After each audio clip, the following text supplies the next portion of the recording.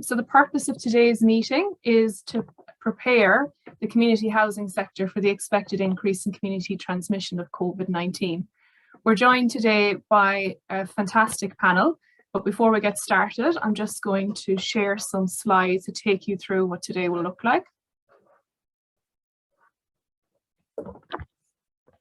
So I'd like to begin by acknowledging that,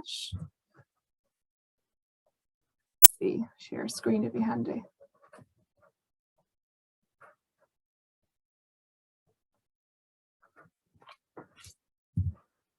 I'd like to begin by acknowledging that we are the Whadjuk people of the Noongar Nation here in Perth, and pay respects to elders past, present and emerging, and also acknowledge that we're joined by people from all over WA and their organisations, and acknowledge the traditional owners of the lands which they may be representing today too.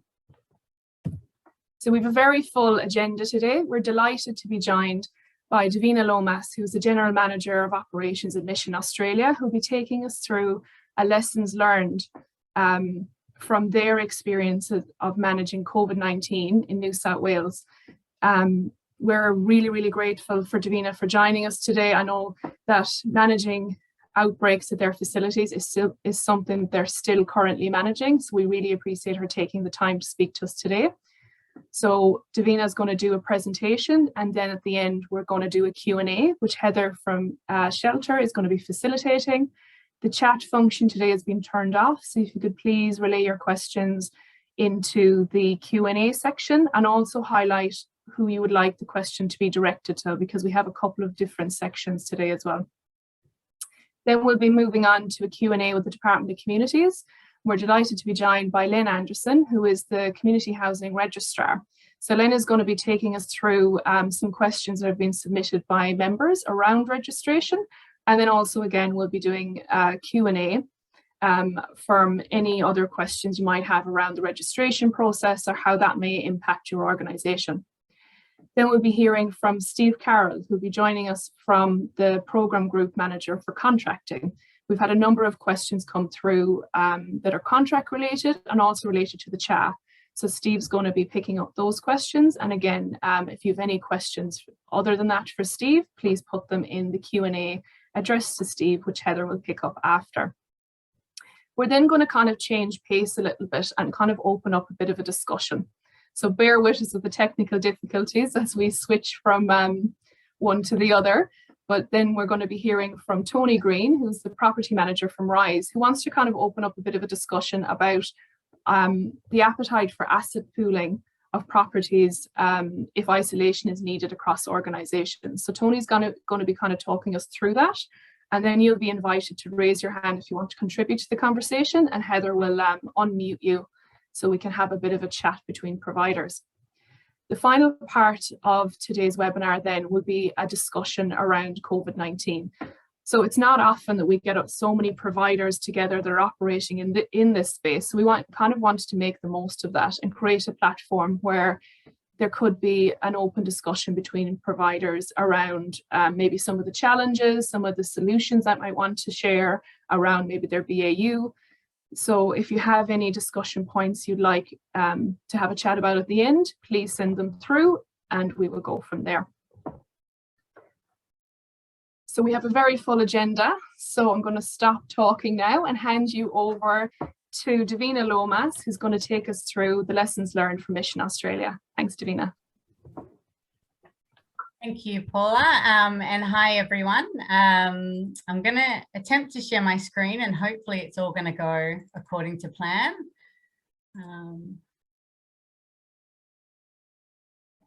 Can you all see that? Okay, I got a nod from Lynn, so hopefully that's good. As Paula said, I'm the General Manager of Mission Australia Housing, which is part of our wider Mission Australia organisation. So I look after the operations of our housing portfolio across Australia. And obviously based in Sydney, we have, where we've been experiencing for 2 years now, a number of COVID outbreaks across our portfolio. So we'll talk to you about a very specific outbreak we had at Common Ground, but also some of the the general lessons learned and some of the financial and other impacts that we've experienced.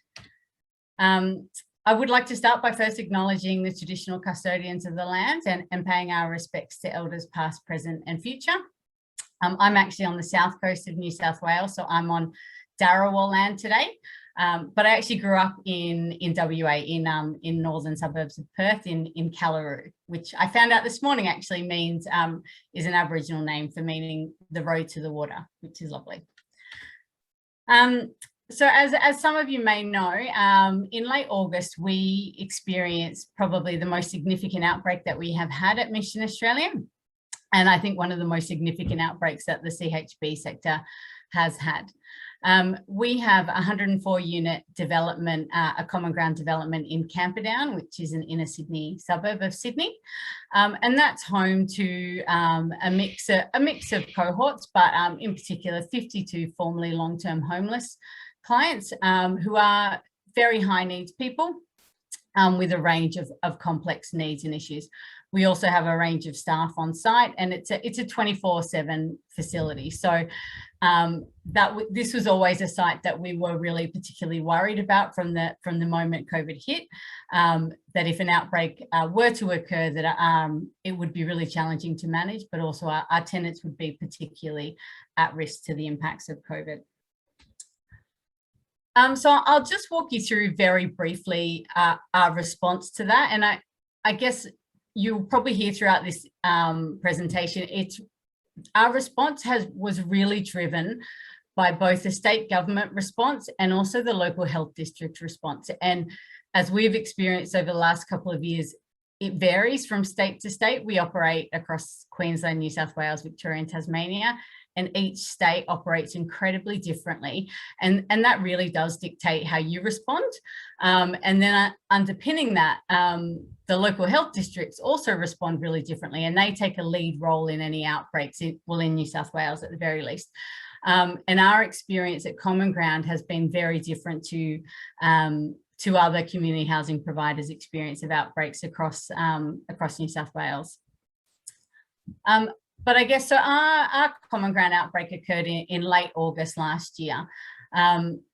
We had the benefit of time on our side. So we'd had a year and a half of planning and preparation and learning from other housing providers and other sectors as to how they've managed their responses. And actually I had been less than a week before our outbreak here, I was at a lessons learned from Evolve Housing, which is another provider in Sydney, understanding how they dealt with an outbreak, which was very good timing in the end.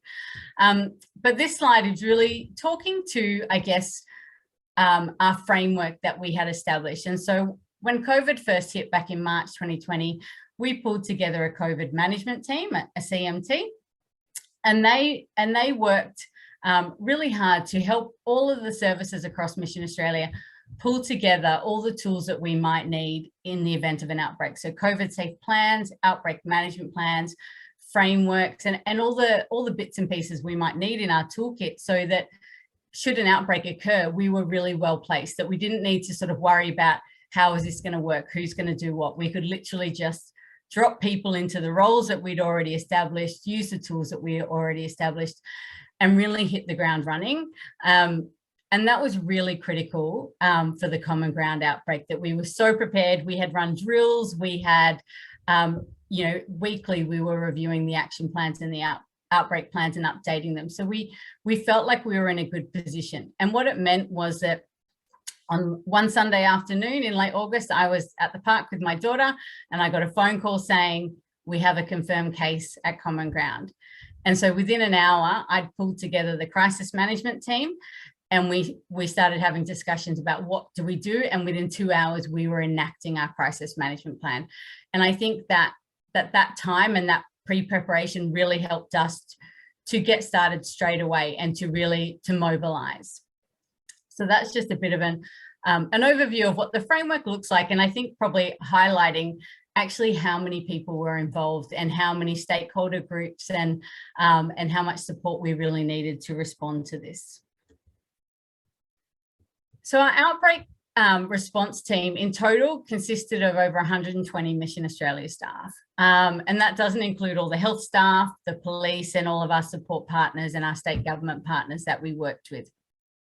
It was a really significant outbreak, and our building did go into lockdown. And I should probably actually stop and tell you that it started with one positive case on day one. Within a couple of hours, that was 2 positive cases. Within 24 hours, that was 4 positive cases. And very quickly, we moved to try and isolate and to remove infected people and to do testing.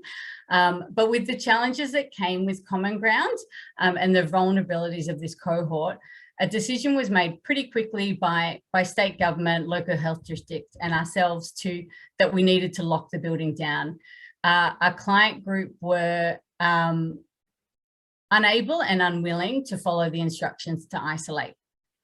And as you would know, in the sector, they're under a Residential Tenancy Act. And so we have very limited powers in terms of what we could do to get them to stay in their rooms and to isolate. We were offering gift vouchers, we were delivering hot meals, we had extra security guards stationed on the doors. We were doing whatever we could to try and convince people, please isolate, please stay in your rooms, but they weren't. And we have tenants that have significant drug and alcohol addictions.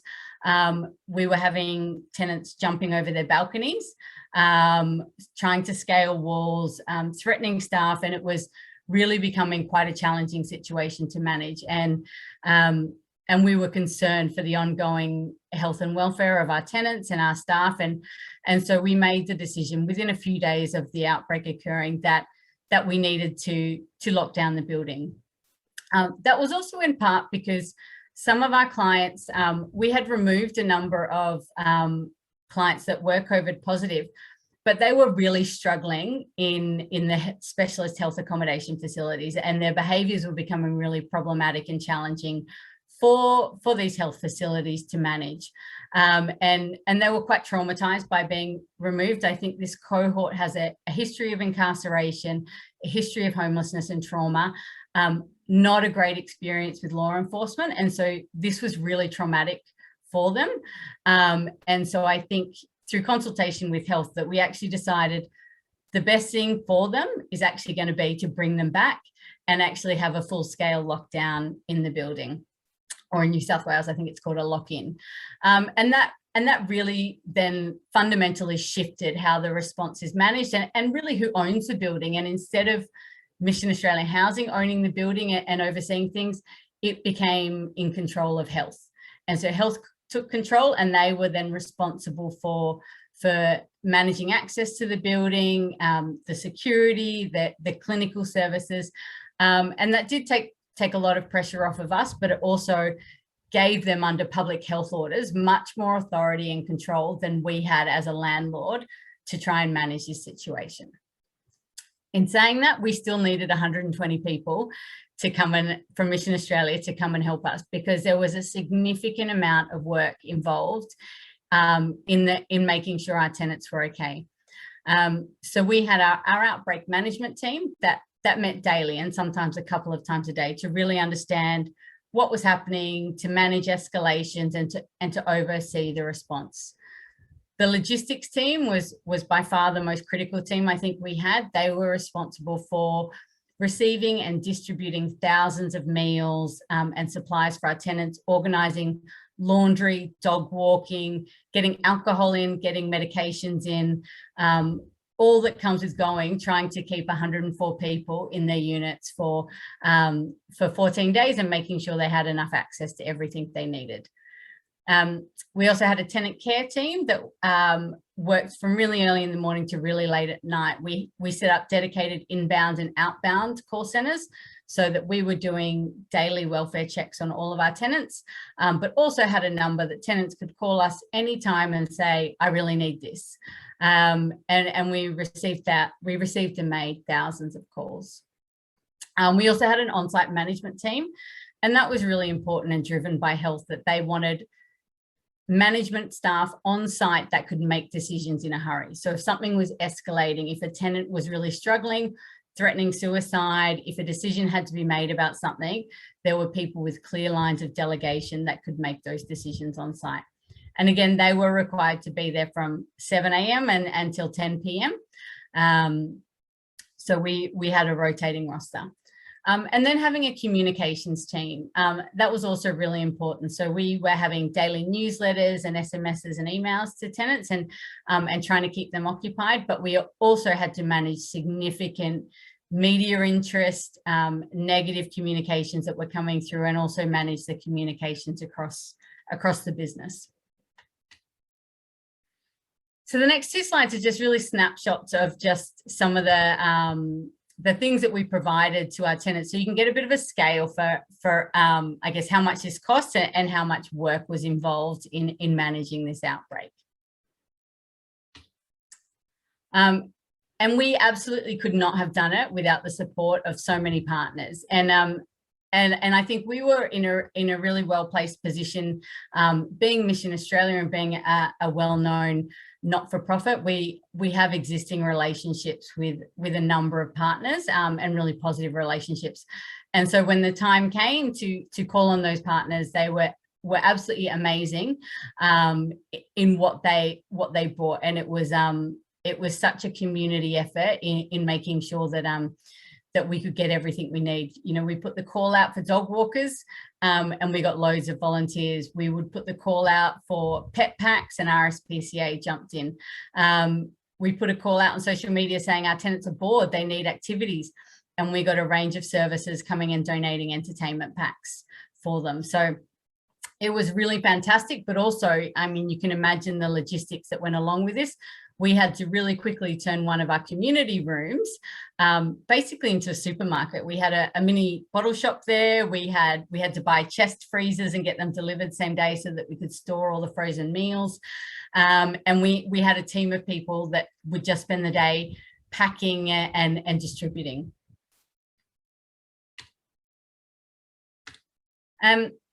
Lots of things in our response worked well. Overall, the outbreak lasted for around 18 days, and 14 of those days we were in lockdown.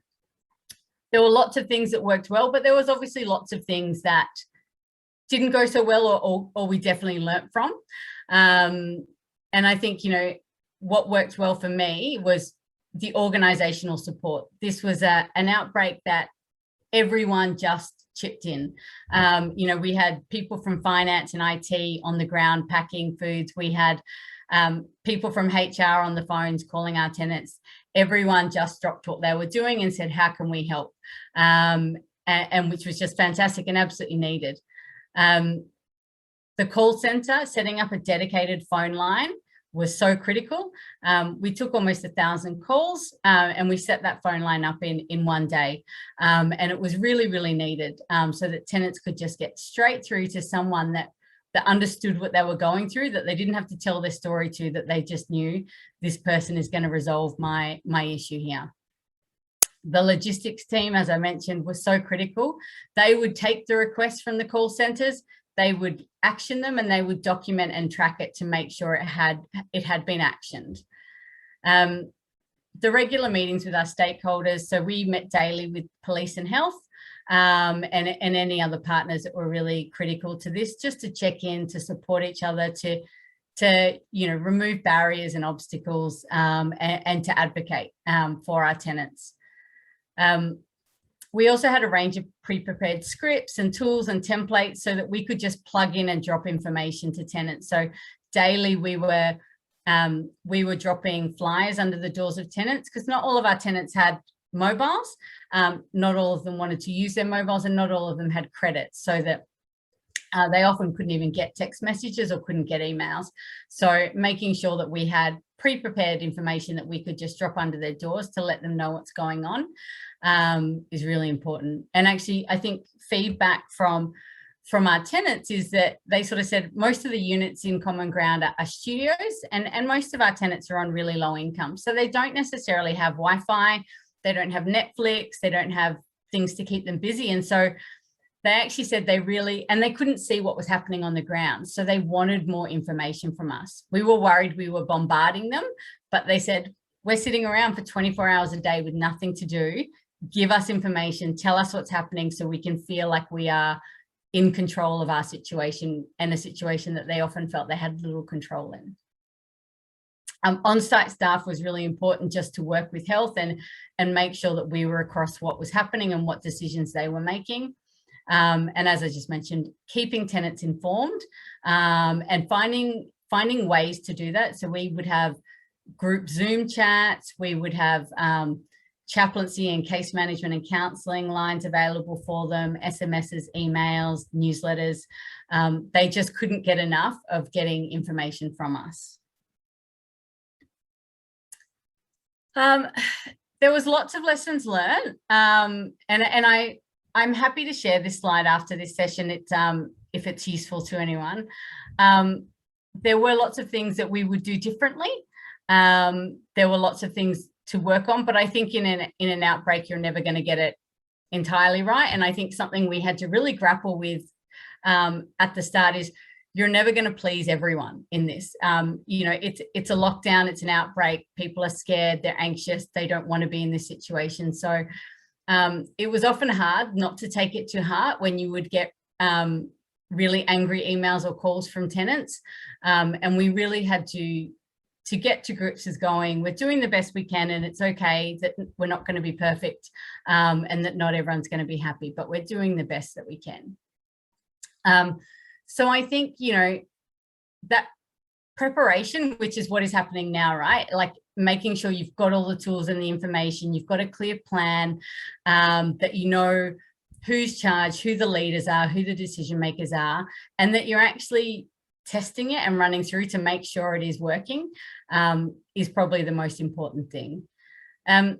Knowing your tenants and knowing them really well, we, in preparation for a future outbreak, we actually sent all of our tenants an information sheet to fill in, to find out what their dietary requirements were, to find out if they had pets in the property, to find out any needs and who was next of kin, because we wanted to have all of that information so that should an outbreak occur, we knew that we had to cater for X number of vegans and X number of gluten-free people, and that we needed to make sure we had adequate stocks of pet food.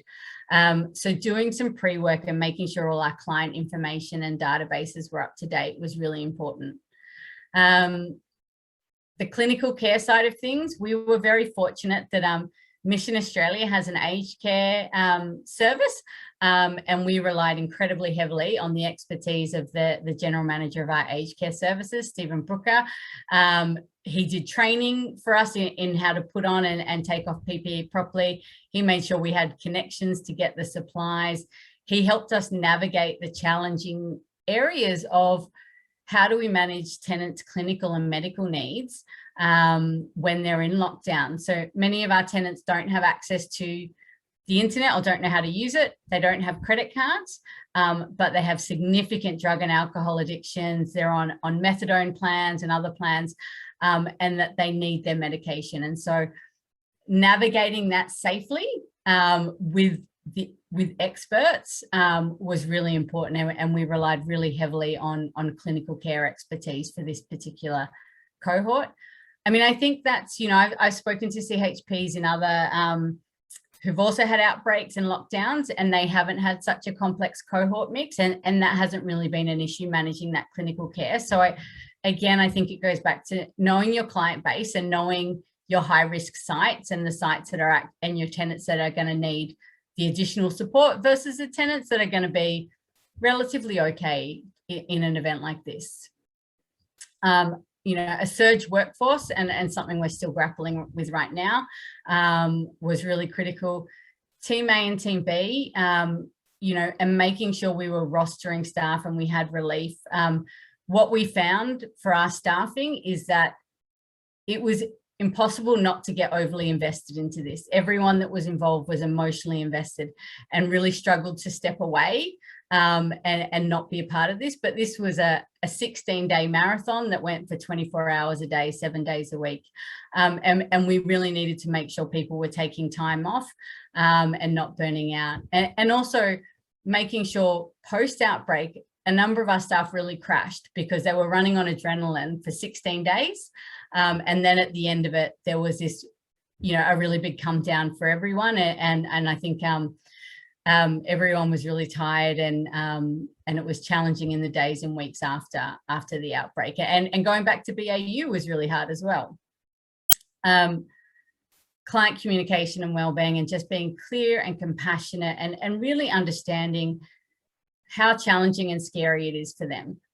You know, it's frightening to be in a lockdown and to have zero control and to not know what's going on outside your door, and to be in a building like Common Ground, to be hearing noises and seeing through the window police coming and going, or police barricading the entry, was really frightening and traumatizing for a lot of our tenants. And so how would we deal with that, I guess, more compassionately, or how would we learn from that to make sure that our tenants were really supported through that journey? Staff communication and stakeholder communication, really critical. Having those positive relationships with health and police, so important, but also having advocacy channels. Health aren't always going to get it right.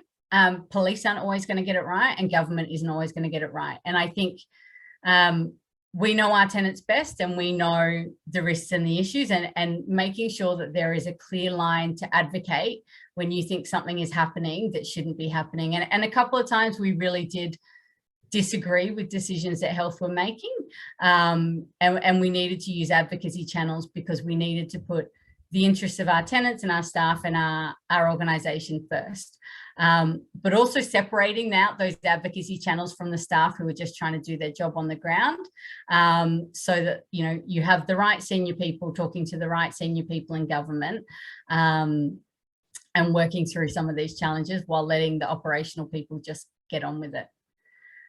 And again, logistics couldn't have been more important.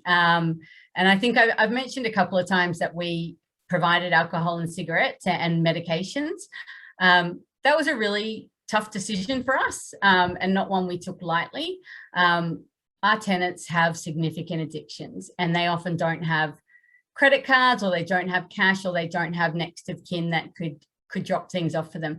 And we had to make decisions based on their welfare and their well-being. And we didn't want our tenants going into withdrawals, or we didn't want significant antisocial behaviour as a result of tenants not being able to access things that they have come to rely on day in and day out. And so, again, going back to working with the clinicians, we worked really closely with clinicians and health to make sure that we were safe and appropriate in what we were providing to our tenants, but that we were making sure that people had everything that they need and that they wouldn't go into withdrawals.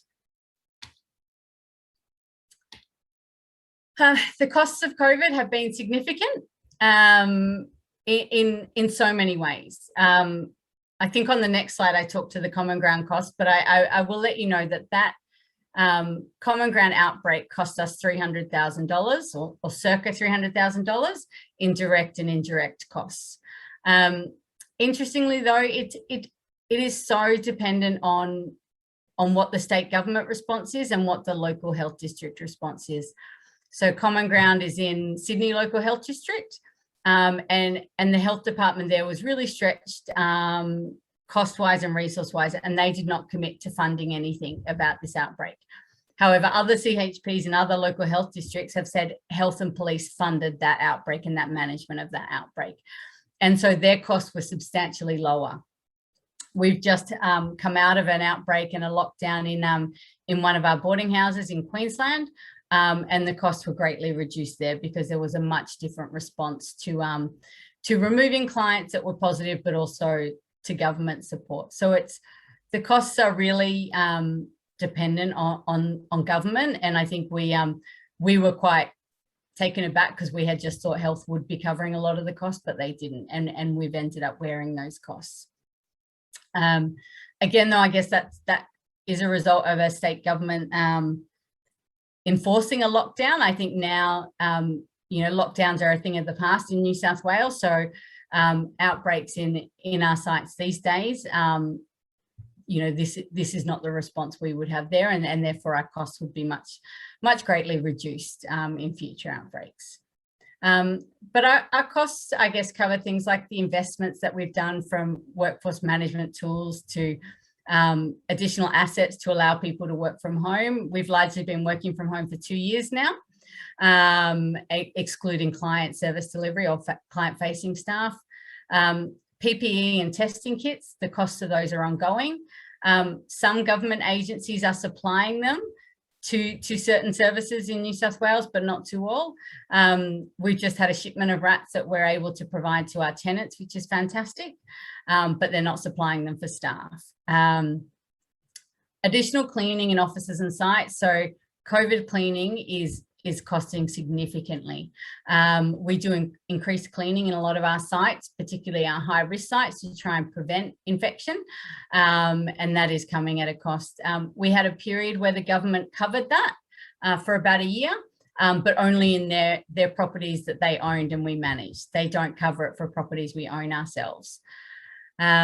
Training for staff, recruitment of specialists, particularly around HR and work health safety, to help us develop our response, and additional resources to backfill staff infected with COVID. And we're, interestingly enough, I think, seeing that now more, that costs more now that we are living with COVID and we don't have the restrictions in New South Wales, where we have far more staff daily being infected and then being off work. We've had offices we've shut down because of close contacts. So that's an ongoing cost to the business that we're factoring in, I think, for the next 12 months. We've had site closures and loss of business across MA as a result, and a reduction in business. Labour shortages, particularly maintenance and construction in the housing team.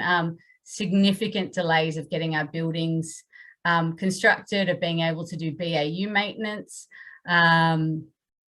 That's really impacted us. And then it has this knock-on impact where it's really impacting tenant satisfaction and our relationship with tenants, that we can't do all the maintenance we want to do. And we know that maintenance is a priority for our tenants.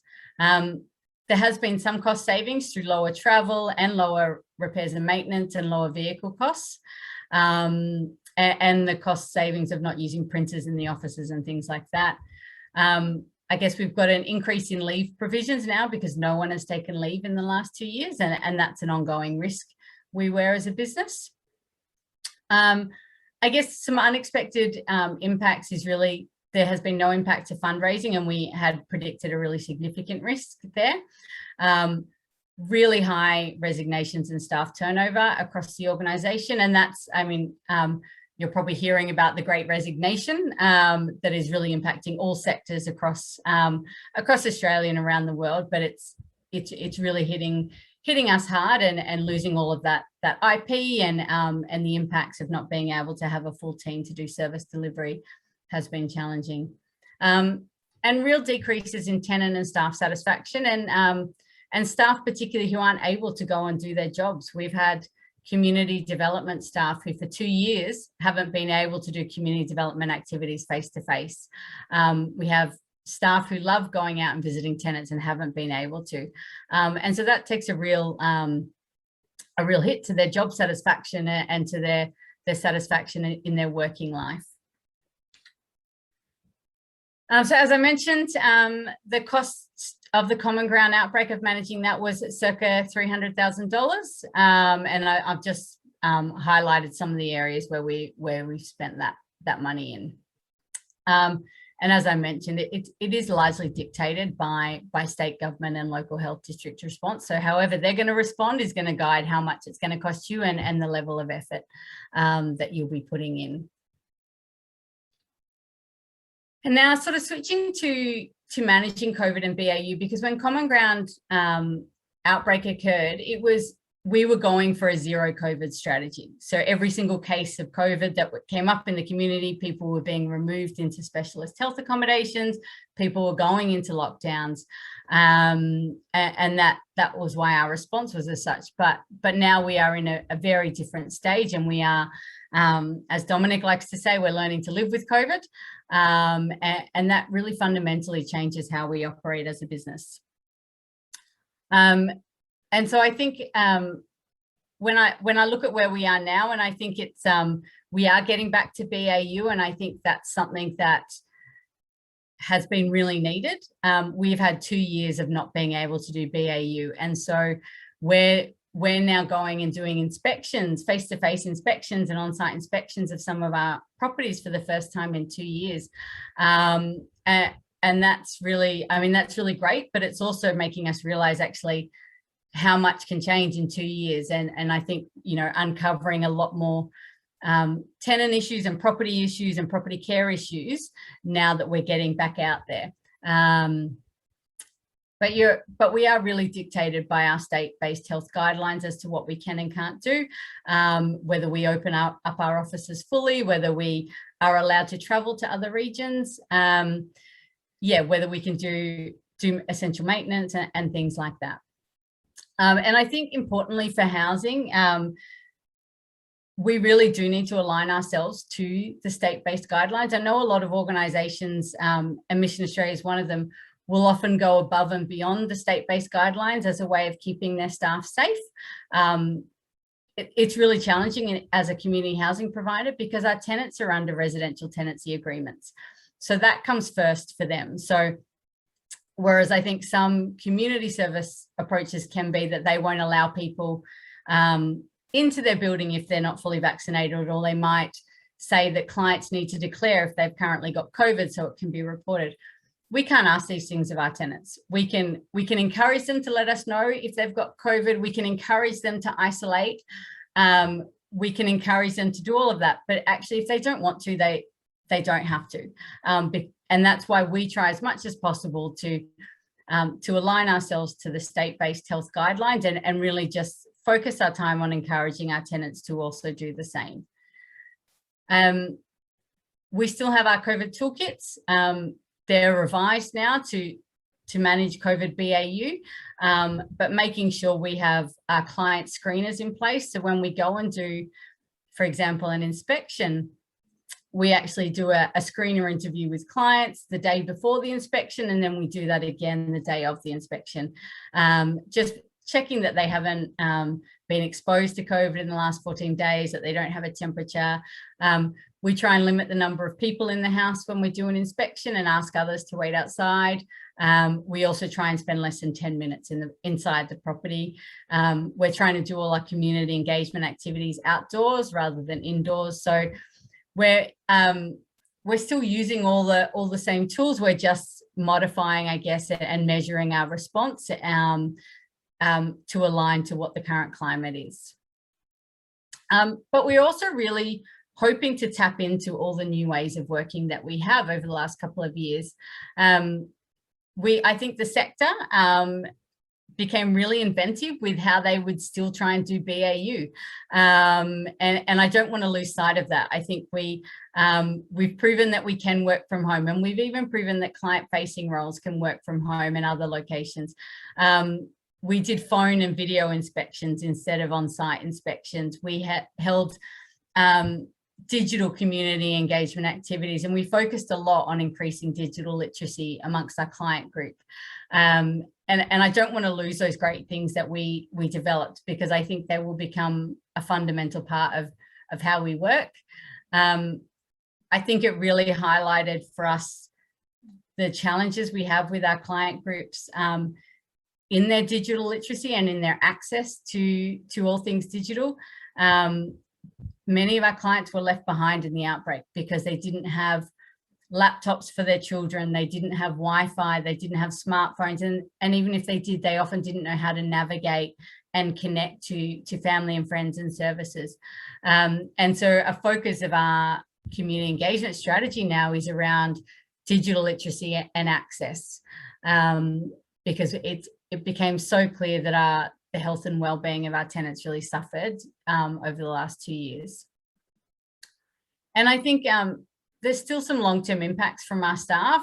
Our staff across the business are tired, they're burnt out, it's been a long 2 years. And so how do we, in our rush to get back to BAU and say, look at all these 2 years worth of stuff we haven't done that we need to do, we also need to say, to spend time with them to understand the mental fatigue and what's happened. A lot of people were homeschooling their children for 4+ months. A lot of people haven't been able to visit family and friends. So really investing in staff health and well-being, and making sure we really understand the lessons learned and support them as we get back to normal is really important. And continued shared learning and advocacy.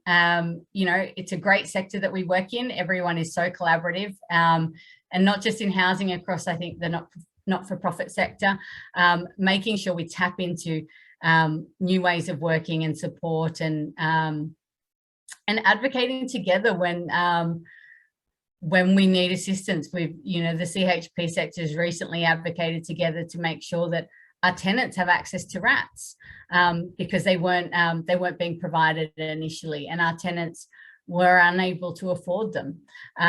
So combining as a sector and advocating to government is one of our core strengths, I think. And again, sort of understanding the real long-term financial impacts to COVID. I think we have got so far to go in coming out of the financial impacts of COVID, and making sure that is front and center of our budget planning and our forecasting for the next couple of years, because I don't think, as much as we are learning to live with it's far from over. Oh my gosh, I have no idea how long I've gone on for, but I have gone on for a really long time, it feels like. So I think that's it, Paula, in terms of the presentation. But I'm really happy to answer any questions or to clarify anything. Thanks, Davina. That's fantastic, Davina. Thank you. Heather, do we have some questions coming through? We do. One from Simon Robbins that was asking which variant was the last outbreak. Great question. I actually don't know. And at that time, they weren't actively disclosing to us anyway, the variants, but it was definitely pre-Omicron. Okay, great. Thanks, Davina. Yeah, if anyone's got any questions, please send them through, please. I just had a couple of questions actually, Davina, and thanks again for the presentation. I think it was fantastic to hear firsthand how you guys navigated that, and I've definitely learned a lot from it, including how much it actually costs to manage the whole process. So I'm hoping everybody else got a lot from the presentation as well. So I'm just wondering, when you spoke about the logistics teams and the tenant care teams, were they established pre-outbreak as part of your outbreak management plan? Yeah, great question, actually. And not really. We knew at a high level that we would need a call center, and we would need a team of people sort of calling tenants to check on them, and potentially having a direct line. And we also knew we would need people to manage all the deliveries and things like that. I think we seriously underestimated how complex that was, and actually in the first few days we shifted the model quite substantially, and we had a really basic spreadsheet that just said, look, let's just enter the tenant name and unit number and what they want and when it was delivered. And things got out of hand really quickly, and we actually had an instance of Oz Harvest delivering 200 frozen meals, and because we didn't have the logistics team established, and we didn't have a freezer waiting, and we didn't have someone there to collect it, the food all actually defrosted and it was no good to use. And I think that sort of happened in the first couple of days, and that really triggered us to go, okay, we need an expert, and you need someone who is a really strong leader, but also really experienced in logistics that can coordinate and pull it together. And within a few hours, Katerina, our logistics manager, had pulled something amazing together, and we had a really well-running show, but it was we didn't to start with, and we had to sort of build the plane while flying. Brilliant. Thank you for that. The other question I had was, you spoke a lot around tenant well-being, both throughout the outbreak but also after. Is there any resources or trainings you accessed, or mission access, that maybe might be useful for the sector to know about? For tenants, yeah, interesting. Actually, there is a lot for staff. So we, you know, from AHI and Power Housing and Cheer and Black Dog, we've tapped into so many resources for staff, but there hasn't really been a significant amount for tenants that I've come across. We actually applied for and won a grant, a state government grant late last year to actually develop our own COVID digital literacy program for tenants, and to empower actually tenant leaders and community leaders to actually support COVID safety and education, because we were finding that was a gap. So I'll go back and talk to some of my colleagues in the sector, but I'm really not across anything that is really available to support and help tenants across a broad scale. Heather, is there any more questions coming through? I think there's one or two. We do, thank you, Paula. I'm struggling to hear you on your mic, actually. So yeah, we've got a question from Sean Kelly. He's asked, do the tenants have fully self-contained units, or do they share any facilities? In our common grounds outbreak, they have fully self-contained units. So they have a bathroom and a kitchen and a balcony. They didn't have, not everyone had a laundry, so we tapped into a laundry partner who would come every day, and we'd issue tenants a notice to say, and a bag to say, if you've got laundry, leave it out by 4 p.m. We'll pick it up and we'll drop it back the next morning. That in itself is a logistical nightmare of doing that in a really COVID safe environment, but luckily there is specialist laundry places that actually do this for the isolation facilities, so they were really experienced in that. But it's a logistical feat on its own to do laundry for people. Lovely, thanks, Davina. A question from Nadine: were the staff for the outbreak sourced internally or recruited? A mixture. So we our core sort of, I guess, people in leadership roles were all internal housing or Mission Australia staff. We did a big call out to the wider organisation asking for volunteers, and we got a number of volunteers. We paid cleaners and security guards from external agencies to come and provide support, and we also utilised a number of volunteers in terms of dog walkers and other activities. Lovely, thanks, Davina. Michael Pugh from St Pat's has asked, do you think that the approach to the outbreak management would change in the context of an Omicron versus Delta outbreak? So do you think it would be possible a lockdown approach would be less relevant or realistic given the differences in this strain, i.e. the general higher transmissibility, less preventability, it's got lots of abilities in there, lower levels of serious illness, not to diminish the dangers? Yeah, and so it is a really great question, and I think we also have to remember that this outbreak occurred at the time pre the big vaccination drive. So we actually had a really small percentage of people across New South Wales that were vaccinated, and in fact we knew that we had done a couple of vaccination hubs at Common Ground, and we knew that maybe 20% of them were vaccinated. And so I think that is going to drive the response going forward, as well as, I guess, less severe or more severe strains that may emerge. But we're now at a position where I think almost 95% of adults in New South Wales are double vaxxed and 50% are triple vaxxed. And so I think that combined with a dominant variant that's less severe really changes how you respond. But I also know, you know, from speaking to health that after the Common Ground outbreak, they were indicating to us that it was very unlikely that New South Wales Health would ever do another lockdown again, because they just said, we just don't have the resources. We don't have the staffing and the resources available to do something like this. Lovely, thank you. A few more questions coming through. I'm going to ask a couple so we can plough through them, because I think we're pushing on the time. So what was the trigger to lock down the building? Was it the number of cases or the inability, unwillingness to isolate? And also, how did the tenants without phones communicate with you in your lockdown response?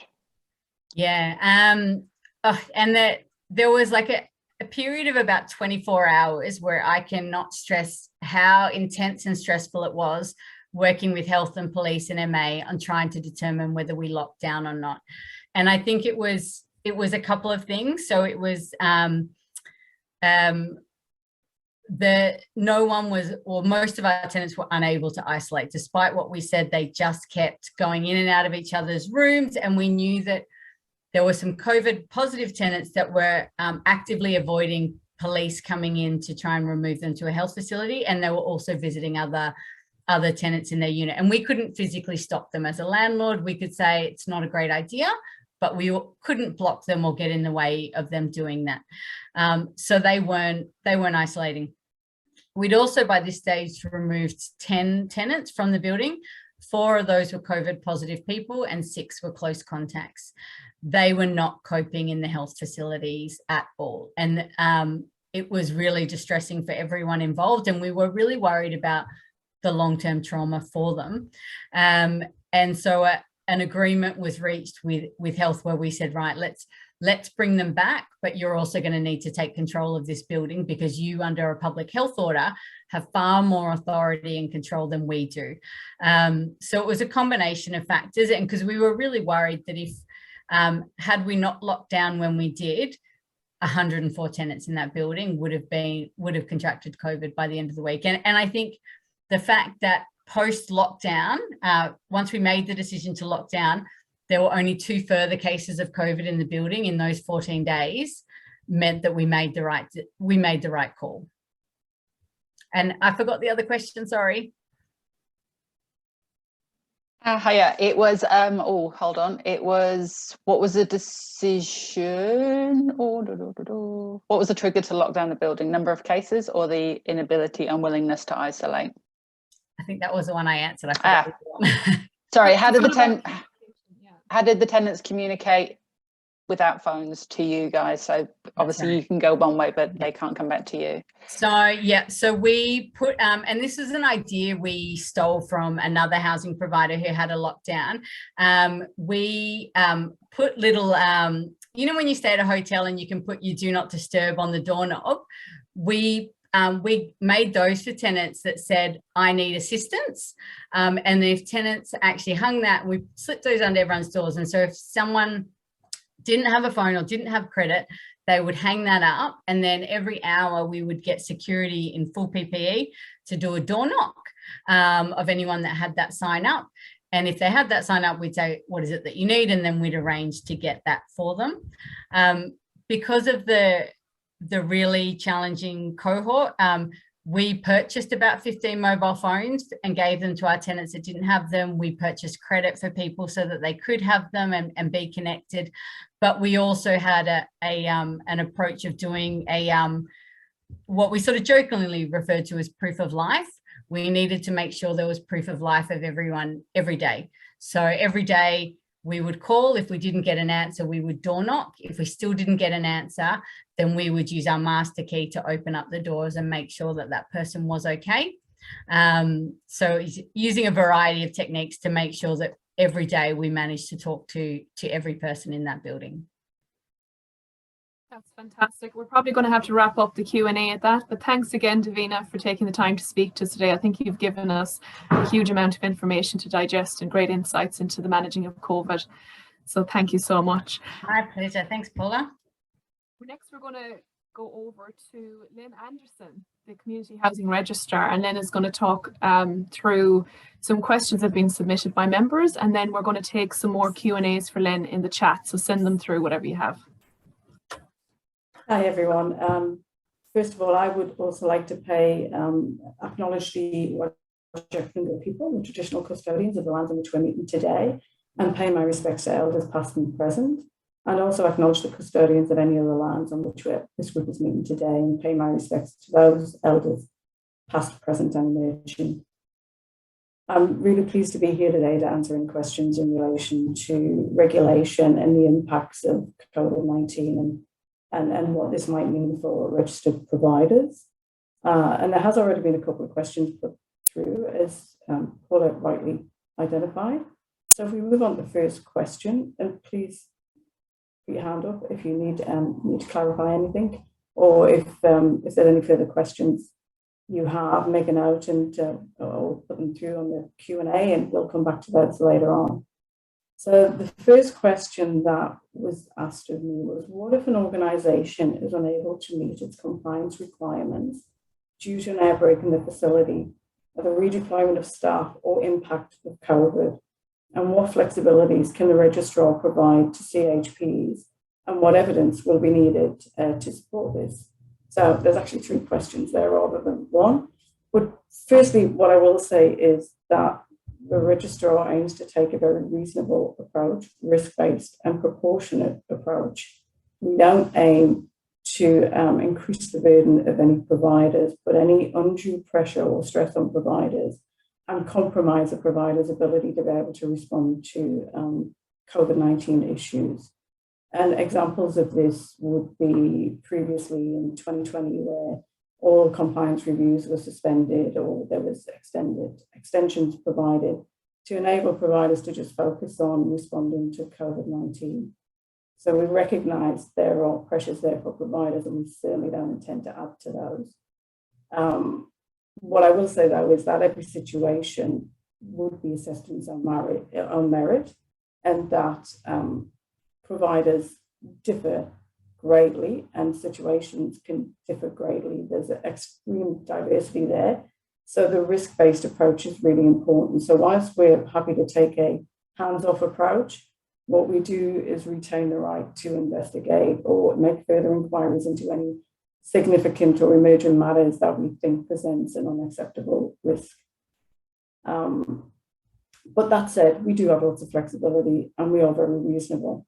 But what I would advise providers is that where they have a significant matter, such as an outbreak of COVID-19, that they notify the registrar of that through the notifications requirements. And even if they're going through a compliance assessment at that point in time, or they think they're unable to meet some of the recommendations or provide some of the information we may have asked for, get in touch and let us know what's going on. And we're very reasonable. We understand the pressures, and consequently we will adjust our approach to ensure that it is reasonable and fit for purpose, and that we're not putting that undue pressure on providers. Another question's been asked about, well, what if we don't comply? And again, that would have to be assessed on its own merit, because there's non-compliance, which is not really a big deal. And then there is non-compliance, which really is a big deal and may result in significant risk or injury to, say, tenants, for example, or significantly impact the organisation, maybe its ongoing financial viability. So one non-compliance doesn't necessarily equate to the next, and consequently, again, that's why everything will be assessed as an ongoing case-by-case basis. What I would say to providers, though, is that generally what we would expect of them is some proactive approaches to the COVID situation at present, particularly now that WA will be opening its borders at some point in time, although the dates of which are unknown, but I don't foresee or imagine it's going to be too far in the distant future, particularly with Omicron increasing on a day-by-day basis. I mean, and for that reason alone, as well as the borders opening, we do expect providers are proactive and look for preemptive measures in which they can minimise risks to the organisation, to the tenants, to the staff.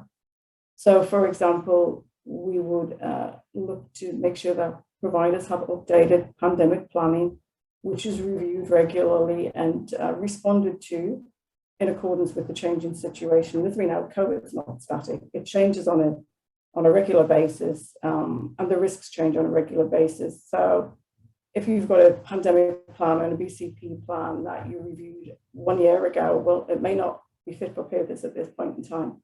So we strongly encourage providers to regularly review their pandemic plans and make sure that they are up to date, and that they give due consideration to worst case scenarios.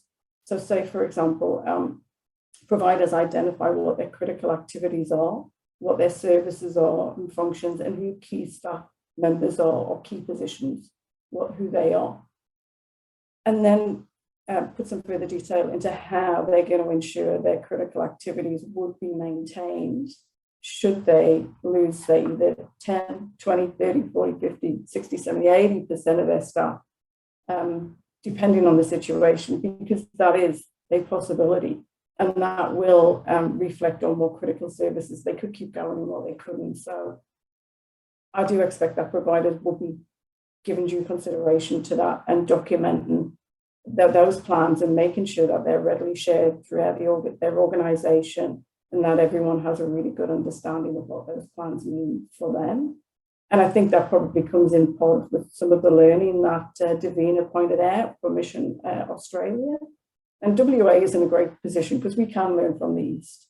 So, you know, we can be a bit more prepared than what they have been during their COVID outbreaks.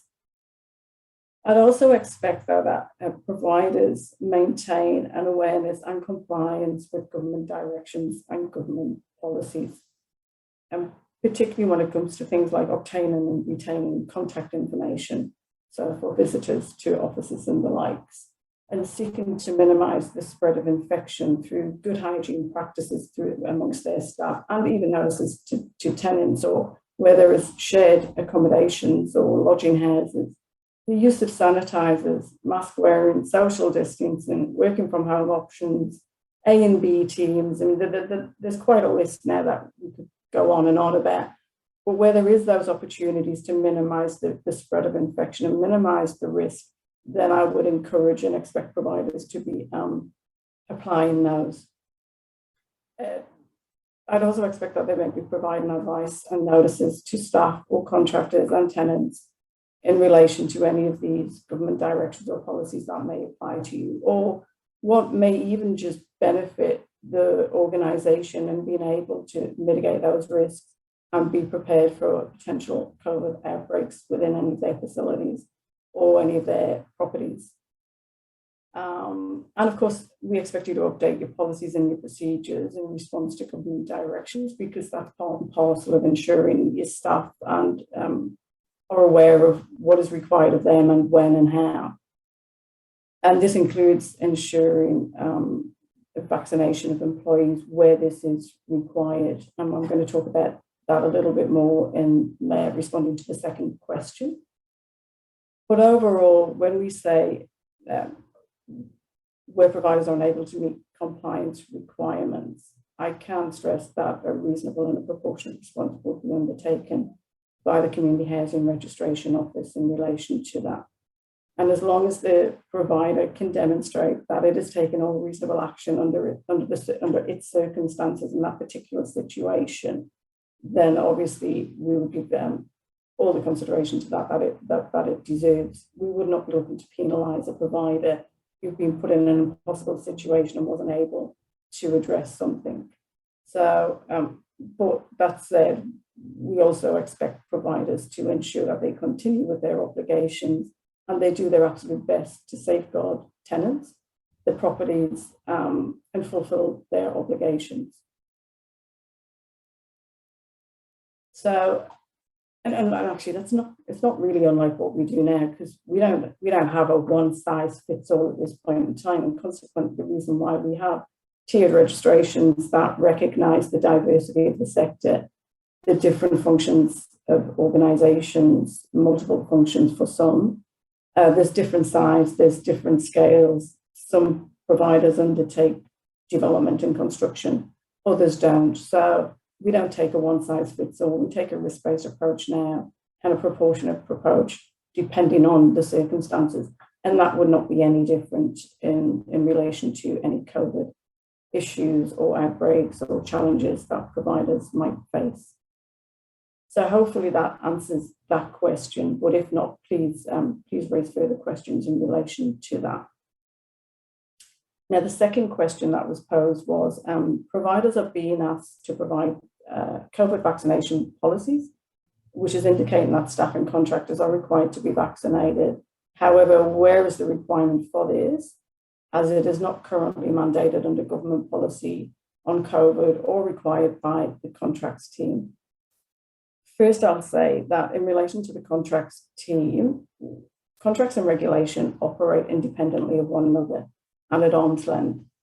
And that said, there is quite often, and particularly with the CHAR, a requirement for providers to be registered in order to maintain their obligations under the CHAR. So if something fits within the regulatory space, then regulation is the one who will primarily assess that. And then we'll share that information with contracts if there's any adverse findings that we think contracts needs to be aware of. And we do that regularly. But we don't look to duplicate. So whilst it's not being asked for contracts, doesn't mean to say that it's not going to be asked for by regulation. So when we talk about what is currently being asked of providers, providers are being asked for their updated policies, procedures, and any other documents as part of the ongoing compliance reviews. And this is standard. These documents of updated policies and procedures for part of the core documents that are requested as part of any compliance review. That's no different year in, year out. And this just ensures that analysts have up-to-date information and are able to make accurate assessments at that point in time. For this year's compliance review, we have focused on areas where there's been increased risk and captured any recent or imminent changes to legislation or government policy. And this includes things like directors' IDs, taking a greater focus on BCPs and pandemic planning, and any COVID-19 government directions and policies, including mandatory vaccinations, which may have resulted in a need for providers to update their policies and procedures. Now, when we talk about the authorization of the mandatory vaccinations, well, these sit under the Emergency Management Act and the Public Health Act. And I can talk a little bit about that later on, but I'm not professing to be an expert in that area. But in relation to the authorization under the registration, this sits within the National Regulatory Code. And it covers a number of performance outcomes of the code and performance requirements. But it specifically relates to the performance requirement under outcome 4, and that's performance requirement 4C, which is about complying with legal requirements and relevant government policies. And it also relates to performance requirement 5B under probity, which is about establishing and administering a system of employment and appointment checks.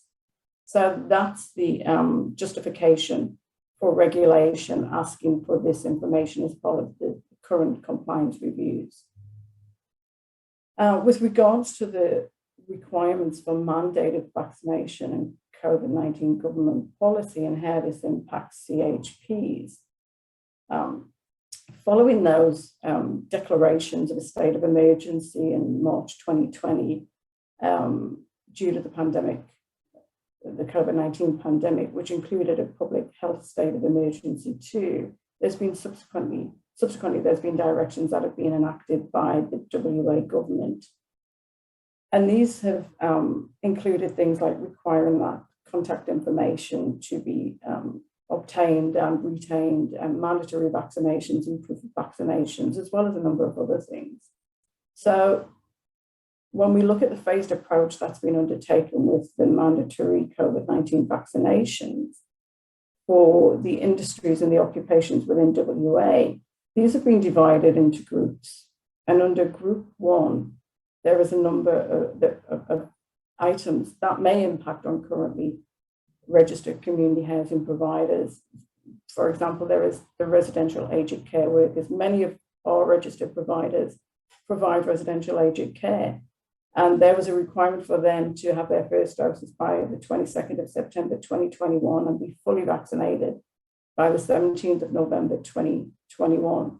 Of course, there's been further requirements regarding booster vaccinations since that time, and that those have to be undertaken within 4 weeks of being eligible for them. I think that might even have reduced even further now to 3 weeks, but don't quote me on that because I'm not entirely certain. The Group 1 industries and occupations of the mandatory vaccination cohort also talks about further mandates for remaining residential and non-residential community care services that are not captured in those previous mandates. And they refer to things like disability services, in-home and community aged care, with homelessness, drug and alcohol services, family and domestic violence, child protection, and services to Aboriginal people. And for those, the first dose of the mandated vaccinations was required by the 1st of December 21, with full vaccination being required by the 31st of December. The Department of Health has a number of publications in relation to this for community care providers as well. And so I would encourage anybody to go onto their website and have a look at those if they want some further information on any of that. There's also then Group 2 industries and occupations. And these cover things like hotels, motels, or other accommodation facility to provide accommodation services. It also covers the likes of building maintenance and construction services. So for any providers who are currently engaged in development activity, this could impact on them. And of course, it includes staff working in or entering remote Aboriginal communities. And we have a number of regional providers who are registered who are likely to be impacted by the Group 2 industries and occupations. So these required mandated vaccinations. So the first dose by the 31st of December and full vaccination by the 31st of January. And like I said earlier, there's of course further requirements in relation to booster vaccinations. This was further supported by an email that was sent out by the funding manager. And Steve, I think it might have been whilst you were on leave, so you may be aware of it or not. I imagine you probably are. But it was sent to all peak bodies and all funded service providers, and it was sent on behalf of the Director General of Communities, Mike Rowe, and that was mid-November 21, just advising of the state government announcements of its mandatory vaccination policies. And of course, the Chief Health Officer, also commonly referred to as CHO, which gets a little bit confusing for us when we refer to CHOs and CHPs. But in this instance, we're talking about the Chief Health Officer and their publications on the Community Care Services Restriction on Access Directions. Again, all of this authorised through the Emergency Management Act and the Public Health Act. So what the Community Housing Registration Office is doing when we ask for these updated policies and procedures is seeking to ensure that providers are aware of and complying with the directions that actually apply to them. But we do recognise there is diversity within the sector. So not all of those government directions and policies will apply to every provider. Some, and I think the majority, it probably will, but not all. So it's for the organisations themselves to make their own determinations of whether they apply to them, and if they do, to then ensure that they have undertaken some responses that ensure that they are actually compliant and maintain compliance with them. And they tweak maybe their compliance systems as required under Performance Outcome 4C to ensure that they remain up to date with the COVID-19 directions and policy updates. Not that I think that would be particularly difficult at this time, to be honest with you, because there's so much media coverage on it. And I would imagine that most organisations, their executives and their board are keeping a very close eye on what's occurring and what the requirements are and what the changes are at any point in time. But there is a number of changes, and there's a number of employer obligations for those mandated vaccinations. And I'm not going to go into the list of them right now, but it does cover things like ensuring that they've got proof of vaccination, maintaining that information, maintaining the privacy around that information, ensuring that the records aren't misused or lost or there's unauthorised access, not unlike the Privacy Act. So, and I'm sure anybody whose services also include allied health services or support services who are subject to the Privacy Act, they'll be familiar with these anyway. So that really gives the my response to those questions about the need for mandatory vaccinations and the authorisation behind it, and why CRO is asking for updated policies and procedures. But I am happy to answer any further questions or clarify any matters that may not have been clear for any of the attendees in this meeting. Thanks, So Lillian. I think that was a really comprehensive overview of registration, and also I think you answered a lot of the questions I had in it, which is around any additional evidence requirements that providers may be asked for in the different tiers and what that might look like. So thank you so much. Thanks, Paula. Lynn, we have one question here. The registrar mentioned directors' IDs. However, there is no current legal requirement for organisations to collect director IDs. The obligation is purely on individual directors to register for them. There is no provision at the moment for linkage of directors' IDs to companies, and I understand this is not planned until late 2023 at the earliest. I think that really depends on the organisation and its setup. If there's new directors, there is a requirement for them to have director IDs, but again, it depends on the organisation and its setup. So I would encourage organisations to seek out and research the information behind that, just to ensure that any requirements that apply to you, you're fully compliant with.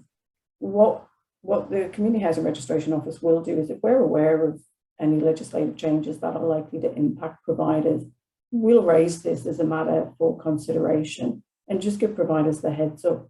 We really anticipate that providers will probably already be aware of it using their own compliance system, but just to safeguard in case it doesn't, we will highlight it and give organisations the opportunity to do their own due diligence and research to ensure that they are compliant and remain compliant. But for most, the requirement comes into effect at the end of, I think, November 2022. But for new directors, they're required to have IDs prior to commencing their directorship. So it varies a little bit, and it varies in relation to the type of organisation and your corporation status and your size. So there's a little bit more to it. That's not a one size fits all. Again, this is why we raise it, to make sure that organisations can go away, do their own research, and make sure they are compliant. Thanks a million, Lynn. Well, I guess now it's time we'll jump over to Steve Carroll in the contracting team to talk through some of the questions that have been sent through for Steve, and maybe to give us an overview if there's any information you want to share with the sector around anything that might impact contracting.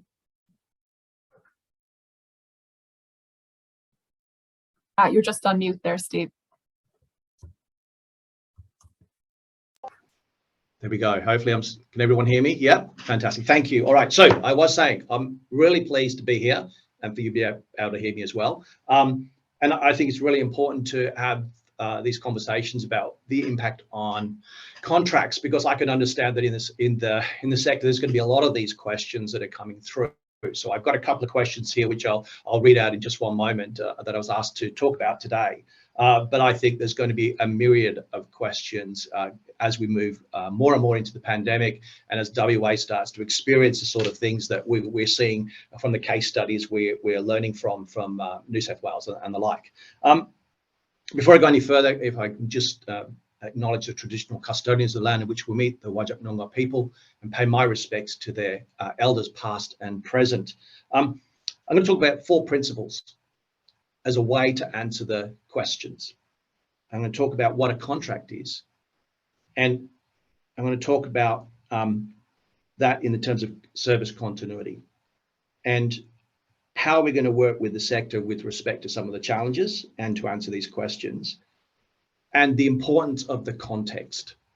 The context for what is happening and how we work together is really pivotal to the basis upon which we go forward. And we can talk a little bit about process as well in terms of contracts and variations and all those sorts of things. There's an informal and there's a formal process. So let's start with the questions. The 2 questions are, and I'm going to read them both together, so because I'll kind of answer them generically. First question was, is having a vaccination policy in place requiring all staff to be vaccinated a contract requirement, as it is being asked for as part of the registration process? Right? So there's obviously a link between some of our contracts, and that's the community housing agreement, and the obligation to be registered and to comply with the registration process. Now, my short answer to that is that it's not a contract requirement, but I'm going to answer that a little bit more fully. The The second question is, what if a CHP, so a community housing organisation, is unable to meet their KPIs, right? So, for example, the vacancy days during a COVID outbreak. So we have a 15-day KPI, for example, in the chart. What flexibilities will be given to the sector around this? What information does the provider need to deliver to the department to support that request? Okay, so very sort of like valid questions. Let's just think about the contracts that we have out there. In our team, we're a contract management team. We have over 12,000 dwellings under various contracts. There's an enormous diversity of contract form. There's enormous diversity of objectives and outcomes that we're seeking from the contracts. But if we simplify them down, in some way, every single contract has an outsourced property and tenancy management component, and roughly 50 to 60% of them have a commercial element, right? So the KPIs are going to look at property and tenancy management, and some KPIs are going to look at some of those property development, lending, equity, trust deeds, all that sort of financial stuff that is about growing the size of social housing in Western Australia. So those are the two things that we have. So we have a very diverse area. We often tend to think about the CHPs and talk a great deal about them, and that's appropriate because the scale and importance to WA with what they do and deliver. But there are many other providers out there as well. There's many other providers in remote Aboriginal communities, in regional centres, and indeed in the regions, but not in the regional centres. And of course, across the diversity of programs where we talk about the wait list, the social housing wait list, which is clearly of great importance, but there are many wait lists and many pathways into accommodation and many people with diverse needs that are quite different to those that are being worked through with the joint wait lists. So I'm talking about disability, I'm talking about your crisis provision, your family domestic violence, your homelessness, your mental health clients, and so forth and so forth. It is a very diverse area that our contracts cover. So 12,000 dwellings, it's well over 200 providers. So I'm making this as generic as possible. I think the most important thing, and I'm going to read it now to answer these questions, is the approach that the department's going to take, which we've published. These messages are the key messages that I give to my team and the way that we are going to work with you through this pandemic.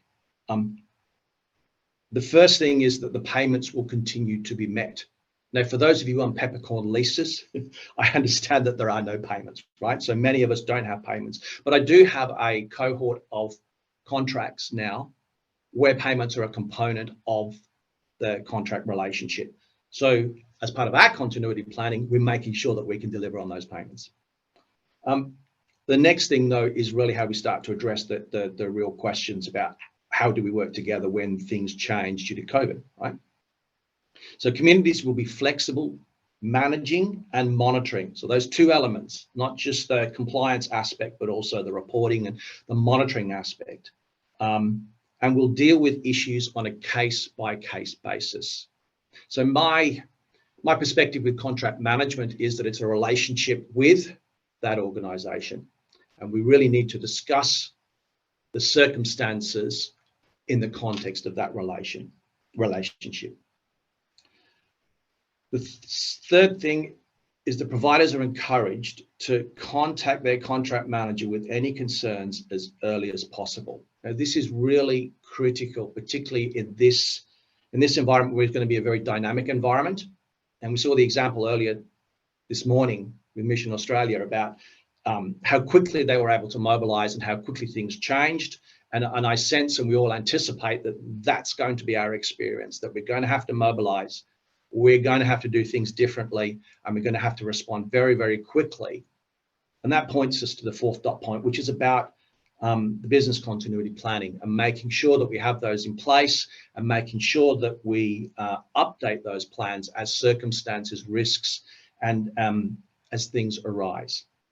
So the key thing for contract management is about this flexibility and about making sure that we work with you and that you guys come to us. Now, if you don't know who your contract manager is, and we have so much transition in people and part-time arrangements and all the wonderful things, I'm already feeling in my staff that we're getting affected by some of the issues created by the pandemic. We have a community housing mailbox. So as a last resort, please use the community housing mailbox, send through your issue that you want to discuss, and the appropriate person will then get in contact with you and start to work with you in respect of that issue. So let's talk about contracts themselves. What are they? Now, there's many legal definitions, and I know there are lawyers in the room. So with apologies to the lawyers in the room, I'm not going to give you a legal definition. A contract is really just a formalized way that we can collaborate. It's a formalization of our collaboration, which to me means that contracting and contract management is about the relationship. And the context of that relationship in a pandemic is going to change. And therefore we have to be flexible and work with you in that context. Every relationship is going to have give and take. And that is going to be part of our response and how we're going to work through that. The other element with contracts, and going on that first question about, well, is compliance part of the contract or not?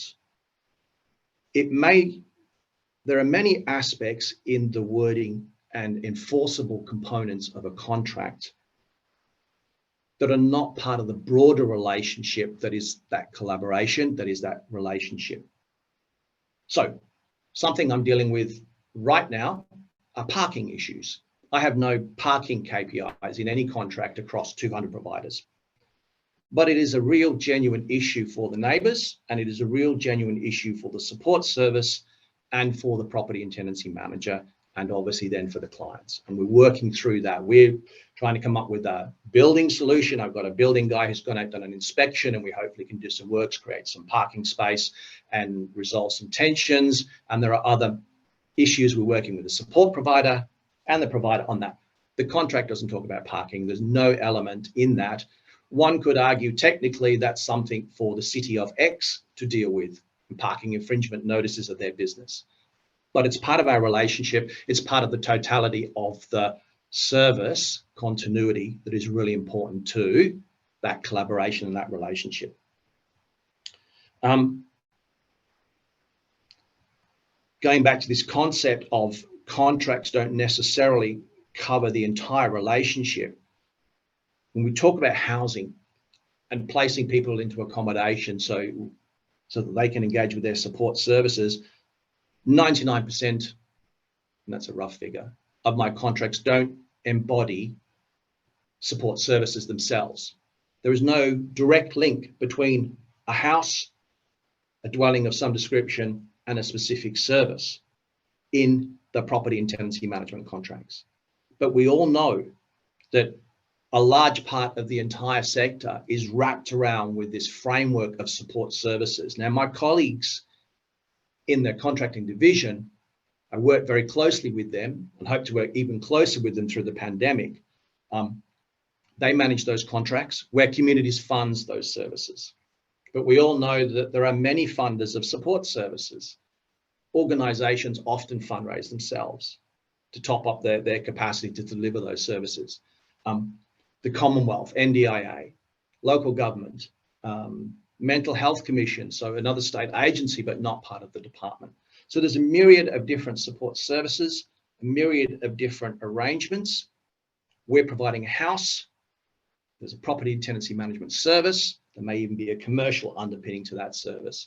So it is really broad and really part of that bigger relationship. And that's important as to how we work together on an issue like parking, which is, in the context of today's conversation, fairly trivial, important to the residents, but trivial overall. But it's quite important that that's the context in which we manage our contracts and our relationships. So for me, going back to those 4 dot points in particular, it is about organizations coming to us and saying, we have a problem. So let's talk about the nature of a problem. How do I respond when you say, oh, your KPI for vacancies are going to blow out because of COVID? Well, if it's to do with COVID because of staffing issues created by the pandemic, because the clients can't come to your office to do your interview, or because you're struggling to get them online to do that now, and so on and so on. All the myriad of scenarios that we're going to have to deal with in terms of that's going to impact on our allocations. Work with us and we will work with you. Because we understand the context of what's happening, and we understand that we need to work with you on that. And I look at, if someone says my KPI is going to blow by 2 days, or whatever it happens to be, that's a very different context if we find a property hasn't been allocated for 2 years. And I have both on my table right now. Vastly different response. One is working with us, one is something that we can work with you, and the other one is something where we have a vastly different relationship and the trust has gone, and we need to we work differently in those circumstances, because we are aligned in terms of what we want to achieve, and occupying properties and providing accommodation for people is something both the department and the providers, even though we have a KPI that tries to measure that performance, are aligned on. So just very, very quickly, I'm running out of time, Paul. I can see the verbal message. I'll just say very, very quickly, it is about contacting us, and it is about the broader relationship. So I won't talk to you about if your KPI goes above this figure, won't give you a template to respond. But if you work with us, we will work with you, and we can respond informally, or we can go down the formal variation route for specific circumstances if that's appropriate. So maybe I'll stop talking and let questions come through.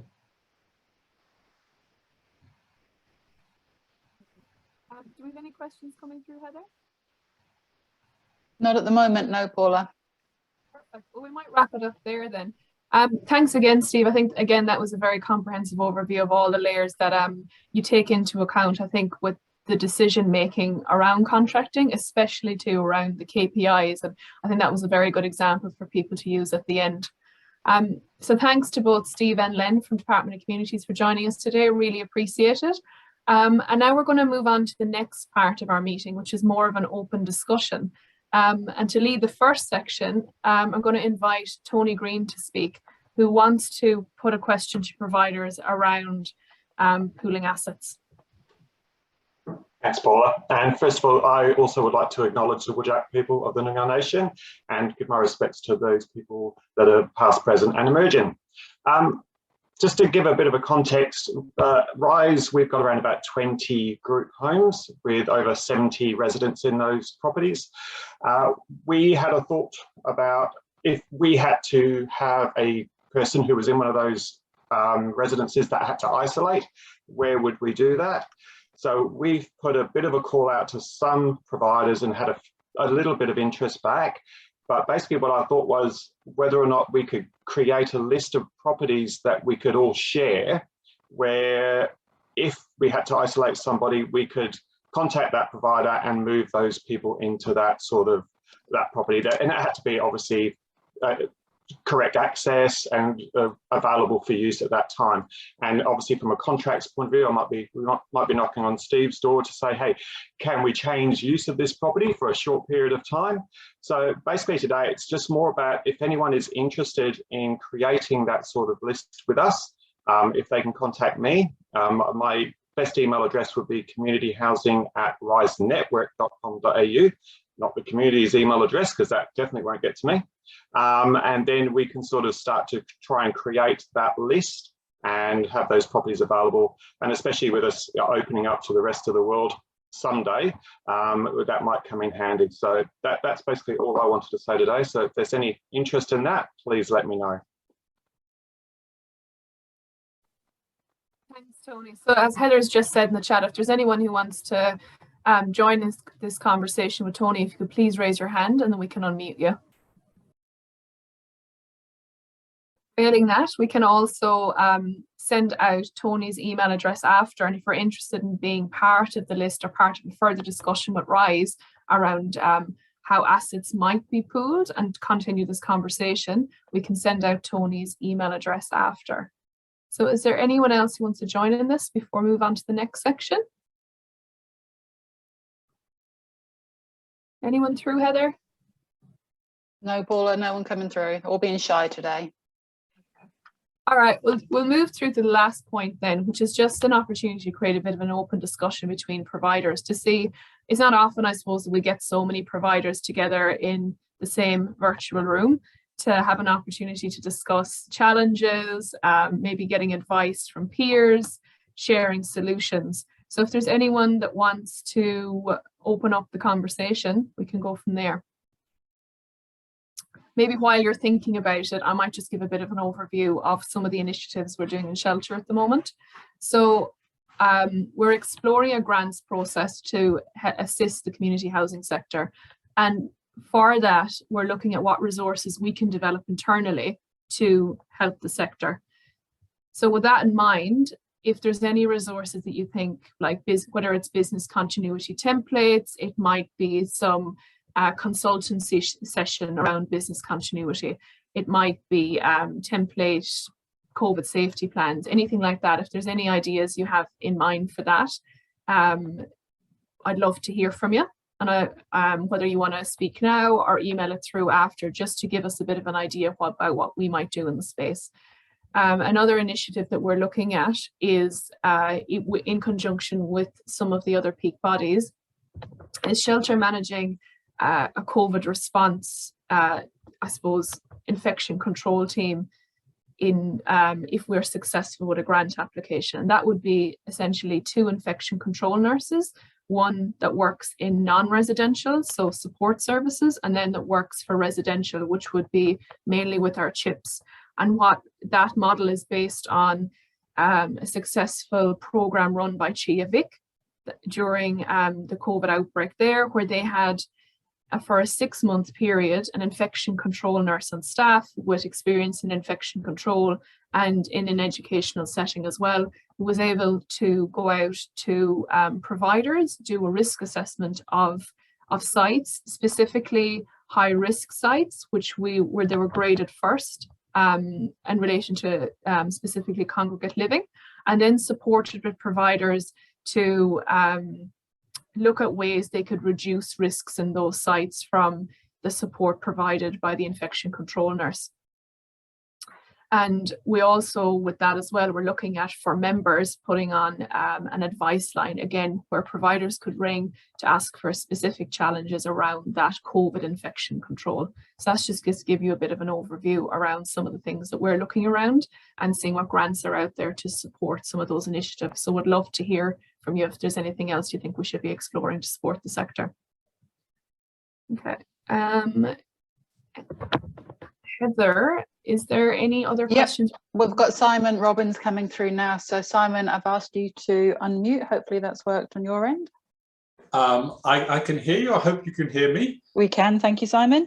Excellent. So mine is a fairly general question, not specifically related to the housing providers, but we are finding it, sorry, I work for Rise, apologies there. So we're finding it really difficult to get a definitive answer on the PPE requirements for congregate living. So our disability homes, if there's an outbreak, what we require when. And I just wondered if others had, by any chance, got that list. Department of Communities seems to, government, this seems to change fairly regularly.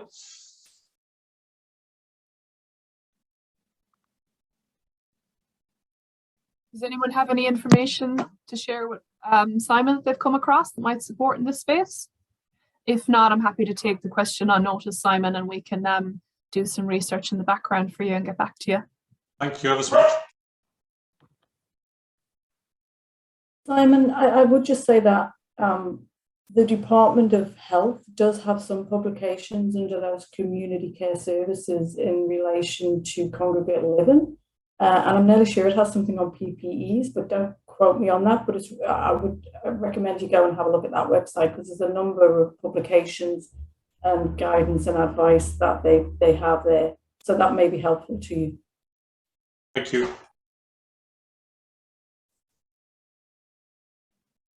And I suppose specifically around congregate living as well, I just invite providers who are working in the congregate living space that we are having Shelter are facilitating a meeting from 9 until 10:30 on Tuesday morning. and that is to specifically talk around some key areas of concern that have been raised between congregate living providers, and an opportunity, I suppose, to again share ideas, chat about some of the challenges and hopefully resolve them. And we've just heard this morning that there will be somebody from Department of Health joining that meeting from the infection control team, which will be fantastic, because it means that we can hopefully get some of those key questions answered on the morning instead of having to take them on notice. So is there any other questions or anything anybody wants to discuss before we wrap up?